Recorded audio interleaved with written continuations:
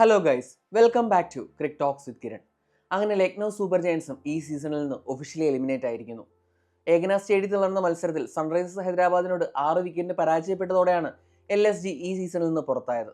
മത്സരത്തിലേക്ക് വന്നു കഴിഞ്ഞാൽ ടോസ് നേടി SRH captain Pat Cummins bowling ആണ് തിരഞ്ഞെടുത്തത്.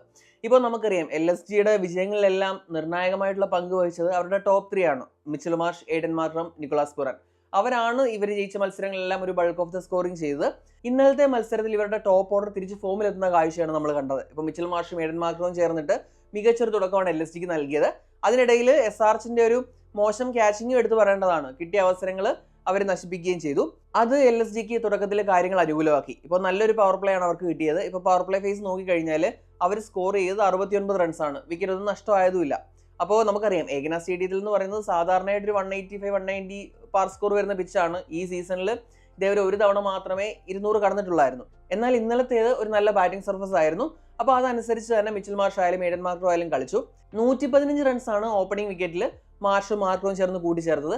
11ാമത്തെ ഓവറിലാണ് മിച്ചൽ മാർഷ് ഹർഷ് ദുബൈയുടെ പന്തിൽ പുറത്താവുന്നത്. അതിനുശേഷം ഋഷഭ് പന്ത് സ്വയം പ്രൊമോട്ട് ചെയ്തു. സാധാരണയായിട്ട് നിക്കോളാസ് പുറാനാണ് വൺ ഡൗൺ ഇറങ്ങുന്നത്. ഇത്തവണ ഋഷഭ് പന്ത് ഇറങ്ങിയെങ്കിലും കാര്യമായിട്ടൊന്നും ചെയ്യാൻ കഴിഞ്ഞില്ല. ആ ഒരു ലീൻ ബാച്ച് ഋഷഭ് പന്ത് തുടരുകയാണ് ചെയ്തത്. 6 പന്തിൽ 7 റൺസ് എടുത്തിട്ട് നമ്മുടെ ഇഷാൻ മലിംഗയുടെ പന്തിൽ ഋഷഭ് പന്ത് പുറത്തായി. അതിനുശേഷം നിക്കോളാസ് പുറാൻ വന്നു.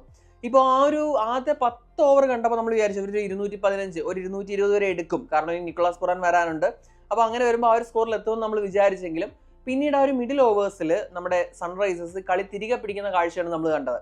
ഇപ്പോൾ ആദ്യത്തെ 6 ഓവറിൽ 69 റൺസ് എടുത്ത LSG ആ ഒരു മിഡിൽ ഓവേഴ്സിൽ എടുത്തത് 77 റൺസാണ്. അപ്പോൾ 2 വിക്കറ്റ് അവർക്ക് നഷ്ടമാവുകയും ചെയ്തു. ഇനി നമ്മളൊരു ബാറ്റിംഗ് പറഞ്ഞു കഴിഞ്ഞാൽ 39 പന്തിൽ 65 റൺസാണ് മിച്ചൽ മാർഷ് എടുത്തത്. എയ്ഡൻ മാർക്രം 38 പന്തിൽ 61. അപ്പോൾ ഇവരുടെ രണ്ടുപേരുടെ വിക്കറ്റ് പോയതോടെ ഒരു സൈഡിൽ നിക്കോളാസ് പുറാൻ ഉണ്ടെങ്കിലും അടുത്ത സൈഡിൽ നിന്ന് തുടർച്ചയായിട്ട് വിക്കറ്റുകൾ പോയി. നിലവിൽ ഫോമിലുള്ള ആയുഷ് ബഡോണിക്കായാലും അബ്ദുൾ സമദിനായാലും കാര്യമായിട്ടൊന്നും കോൺട്രിബ്യൂട്ട് ചെയ്യാൻ കഴിഞ്ഞില്ല. അപ്പോൾ പിന്നീട് ഇങ്ങോട്ട് ഇവർ സ്ലോ ആവുന്ന കാഴ്ചയാണ് നമ്മൾ കണ്ടത്. ഇനി നമ്മൾ അവരുടെ ഡെത്ത് ഓവർ ഫേസ് നോക്കി കഴിഞ്ഞാൽ അവരെടുത്തത് 59 റൺസാണ്. ഈ ഒരു ഫേസിൽ 5 വിക്കറ്റ് ഇവർ നഷ്ടമായി. അപ്പോൾ പിന്നീട് അല്പം ഭേദപ്പെട്ട ഇന്നിംഗ്സ് കാഴ്ചവെച്ചത് നിക്കോളാസ് പുറാൻ മാത്രമാണ്. 26 പന്തിൽ 45 റൺസാണ് പുറാൻ എടുത്തത്. ഇപ്പോൾ നമ്മൾ അവരുടെ സ്കോർ കാർഡ് നോക്കിക്കഴിഞ്ഞാൽ 2 അക്കം കടന്ന 3 പേര് മാർഷും മാർക്രവും നിക്കോളാസ് പുറാനുമാണ്. ബാക്കിയുള്ളവരെല്ലാം പരാജയപ്പെടുന്ന കാഴ്ചയാണ് നമ്മൾ കണ്ടത്. അങ്ങനെ വന്നപ്പോഴേക്കും അവർ 205 എന്ന സ്കോറാണ് പോസ്റ്റ് ചെയ്തത്. അപ്പോൾ നമ്മളൊരു 215 പ്രതീക്ഷ എടുത്ത് 205 പോസ്റ്റ് ചെയ്തത്. ഇനി നമ്മൾ സൺറൈസേഴ്സിന്റെ ബോളിംഗിലേക്ക് നോക്കിക്കഴിഞ്ഞാൽ ഇഷാൻ മലിംഗയാണ് പിക്ക് ഓഫ് ദി ബോളേഴ്സ്. 4 ഓവറിൽ 28 റൺസോട് 2 വിക്കറ്റ് എടുത്തു. പിന്നീട് ഹർഷൽ പട്ടേൽ, ഹർഷ് ദുബെ, നിതീഷ് കുമാർ റെഡ്ഡി എന്നൊരു ഓരോ വിക്കറ്റ് വീതം എടുത്തു. അവരൊക്കെ എക്സ്പെൻസീവ് ആയിരുന്നു. ഇനി SRHന്റെ ബാറ്റിംഗിലേക്ക് വന്നു കഴിഞ്ഞാൽ നമ്മൾ പ്രതീക്ഷിച്ചതുപോലെ തന്നെ ട്രാവിസ് ഹെഡ് ടീമിലില്ലായിരുന്നു. അപ്പോൾ ഞാൻ പ്രതീക്ഷിച്ചത് ഇഷാൻ കിഷൻ ഓപ്പൺ ചെയ്തിട്ട് സച്ചിൻ ബേബിയെ ടീമിലേക്ക് കൊണ്ടുവരുന്നതാണ്. എന്നാൽ സച്ചിൻ ബേബി ഇന്നലെ കളിച്ചില്ല. പകരം അഥർവ തൈതയാണ് ഓപ്പണിംഗ് പൊസിഷനിൽ എത്തിയത്. ഇഷാൻ കിഷൻ വൺ ഡൗൺ പൊസിഷനിൽ തന്നെയാണ് ഇറങ്ങിയത്. ഇപ്പോൾ തൈതയ്ക്ക് കാര്യമായിട്ടൊന്നും ചെയ്യാൻ കഴിഞ്ഞില്ല. വില്യം റൂർക്കിന്റെ ബന്തിൽ തൈത പുറത്തായി. അതിനുശേഷം അഭിഷേക് ശർമ്മയും ഇഷാൻ കിഷനും തമ്മിൽ നല്ലൊരു പാർട്ണർഷിപ്പ് ആയിരുന്നു ഉണ്ടായിരുന്നത്. ഇപ്പോൾ അഭിഷേക് ശർമ്മ സ്ഥിരം തന്റെ ആ ഒരു എക്സ്പ്ലോസീവ് ബെസ്റ്റിലായിരുന്നു. അപ്പോൾ വീണ്ടും ഒരു തവണ കൂടി 20 പന്തുകളിൽ താഴെ നിന്ന് 50 തയ്ക്കാൻ അഭിഷേക് ശർമ്മയ്ക്കായി. പിന്നെ അതുപോലെ തന്നെ ഇഷാൻ കിഷനും നല്ലൊരു നോക്കാണ്, ഒരു സപ്പോർട്ടിംഗ് നോക്ക് പോലെയാണ് കളിച്ചത്.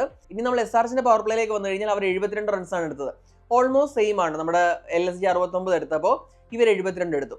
ഇനി ഈ മത്സരത്തിൽ ഒരു ഗെയിം ചേഞ്ചിങ് ഫേസ് എന്ന് പറയുന്നത് മിഡിൽ ഫേസ് ആണ്. നമുക്കറിയാം പവർ പ്ലേയിൽ നന്നായിട്ട് കളിച്ചിട്ടും LSGയുടെ മിഡിൽ ഫേസ് എന്ന് പറയുന്നത് സ്ട്രഗ്ലിംഗ് ആയിരുന്നു.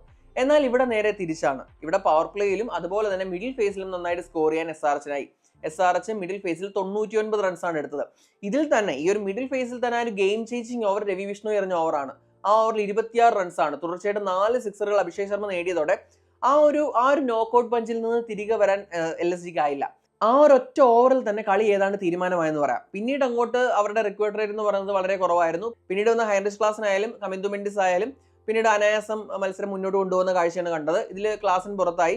അതിനുശേഷം നമ്മുടെ കമിന്ദു മെൻഡിസ് ഹാംസ്ട്രിങ് ഇഞ്ചുറി കാരണം റിട്ടയർഡ് ഔട്ട് ആയെങ്കിലും അവർക്ക് പിന്നെ പ്രശ്നങ്ങളൊന്നും വന്നില്ല. അനായാസം അവർ വിജയത്തിൽ എത്തുകയും ചെയ്തു. ഇനി നമ്മൾ ആ ഡെത്ത് ഓവർ ഫേസ് നോക്കി കഴിഞ്ഞാൽ 3.2 ഓവറിൽ 35. ഇനി നമ്മൾ ഇവരുടെ ബാറ്റിംഗിലേക്ക് വന്നു കഴിഞ്ഞാൽ നമ്മുടെ അഭിഷേക് ശർമ്മ 20 പന്തിൽ 59 റൺസ് എടുത്തു. അതുപോലെ തന്നെ ഇഷാൻ കിഷൻ 28 പന്തിൽ 35, ഹൈൻറിച്ച് ക്ലാസിന് 28 പന്തിൽ 47, കമിന്ദു മെൻഡിസ് 21 പന്തിൽ 32. അങ്ങനെ ആ ഒരു കോൺട്രിബ്യൂഷൻ ആ ഒരു 4 പേരിൽ നിന്നും പ്രോപ്പർ ആയിട്ടുള്ള കോൺട്രിബ്യൂഷൻ കിട്ടി. അതോടെ 18.2 ഓവറിൽ 205 എന്നുള്ള വിജയലക്ഷ്യം മറികടക്കുകയാണ് ചെയ്തത്. ഇനി ബോളിംഗിലേക്ക് വന്നു കഴിഞ്ഞാൽ ദിഗ്വേഷ് നന്നായിട്ട് തന്നെ ബോൾ ചെയ്തു. 4 ഓവറിൽ 37 2 വിക്കറ്റ്. അതുപോലെ തന്നെ വില്ലോ റൂർക്കും ഷർദുൽ താക്കറും ഓരോ വിക്കറ്റ് എടുത്തു. അതിൽ റൂർക്ക് നല്ല എക്സ്പെൻസീവ് ആയിരുന്നു. പിന്നീട് ആകാശ് ദീപ് ആയാലും ബിഷ്ണോയ് ഒറ്റ ഓവർ എറിഞ്ഞുള്ളൂ. ഓവറിൽ 26 റൺസാണ് ബിഷ്ണോയ് വഴങ്ങിയത്. അഭിഷേക് ശർമ്മ തന്നെയാണ് മാൻ ഓഫ് ദ മാച്ച്. ഞാൻ പറഞ്ഞല്ലോ രവി ബിഷ്ണോയുടെ ആ ഒരൊറ്റ ഓവറിലാണ് കളി മാറിയത്. അപ്പോൾ ശരിക്കും ഡിസർവിങ് തന്നെയായിരുന്നു. ഈ ഒരു പരാജയത്തോടെ ഈ സീസണിൽ നിന്ന് ഒഫീഷ്യലി എലിമിനേറ്റ് ആവുന്ന 5ാമത്തെ ടീമായി LSG മാറി. അപ്പോൾ അവർക്ക് ഒരു ഡിസപ്പോയിന്റിങ് സീസൺ ആയിരുന്നു. തുടക്കത്തിൽ അത്യാവശ്യം ഡീസൻ്റ് ആയിട്ട് തന്നെയാണ് കളിച്ചു വന്നത്. എന്നാൽ പിന്നീട് ആ ഒരു ടോപ്പ് 3 ഒന്നും മങ്ങിയതോടെ, പ്രത്യേകിച്ച് നിക്കോളാസ് പുരാൻ നിറം മങ്ങിയതോടെ ഇവരുടെ ക്യാമ്പയിൻ ഇവരുടെ കയ്യിൽ നിന്ന് പോവുകയാണ് ചെയ്തത്. ഋഷഭ് പന്തിന്റെ മോശം ഫോമൊന്നും ഒരു തരത്തിലും അവരെ ഹെൽപ്പ് ചെയ്തില്ല. അങ്ങനെ അവർക്ക് പ്രതീക്ഷയ്ക്ക് ഉയരാനാകാതെ പോയ ഒരു സീസണായി മാറിയത്. ഞാൻ പറഞ്ഞല്ലോ ബോളിങ്ങിൽ അവർക്ക് തുടക്കം തൊട്ടേ ഇഷ്യൂസ് ഉണ്ടായിരുന്നു. അതൊക്കെ ക്ലിയർ ചെയ്തിട്ട് വേണം അടുത്ത സീസണിൽ വരാൻ. അല്ലെങ്കിൽ അടുത്ത സീസണിലും ഇതുപോലെ തന്നെ പ്രശ്നങ്ങൾ ഉണ്ടാകാൻ സാധ്യതയുണ്ട്. ഇപ്പോൾ പോയിന്റ് ടേബിളിൽ അവർ 7ാം സ്ഥാനത്താണ്. സൺറൈസേഴ്സിന്റെ കാര്യം പറഞ്ഞു കഴിഞ്ഞാൽ അവർക്കും പോയിന്റ് ടേബിളിൽ മാറ്റമൊന്നുമില്ല. 12 മത്സരങ്ങളിൽ നിന്ന് 9 പോയിന്റുമായിട്ട് അവർ 8ാം സ്ഥാനത്ത് തന്നെയാണ്. അവരെന്തായാലും അവസാന സ്ഥാനം ഒഴിവാക്കി. ഇനി എന്തായാലും അവർ അവസാന സ്ഥാനം പോവില്ല. RRO CSK തന്നെ ആയിരിക്കും അവസാന സ്ഥാനത്ത് എത്തുക. എന്താണ് ഈ മത്സരത്തെക്കുറിച്ചുള്ള നിങ്ങളുടെ അഭിപ്രായം? കമന്റ് ചെയ്യുക.